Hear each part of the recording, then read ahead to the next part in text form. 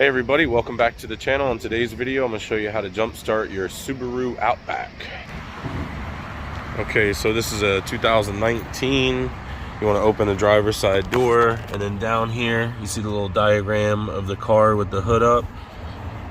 Under there is a little lever. Go ahead and pull that lever. That's going to pop your hood. Then, see how your hood's a little pop there? Come around. There's a secondary latch. It won't just open. Push that to the passenger side and open it, and you'll see your battery here.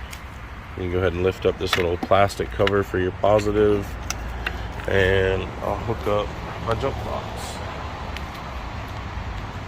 So you can use regular jumper cables to jump start this vehicle, or a jump box. I'm going to be using the Noco GB150 box. And cables or jump box, always hook up your positive first and then your negative. Okay, so this one has 10.2 volts, so it's definitely a dead battery issue. We'll go ahead and turn the box on. It should jump up to like 11 or something. 10.8, well, close.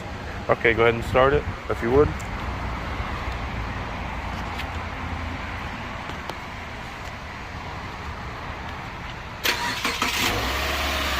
Alright, there you go. That's how to jump start your Subaru Outback. I'll go ahead and test the alternator to make sure it's not a charging issue. I want to make sure it's just a battery that she needs. Okay, so it's charging at 13.9 to 14 volts, right where it should be.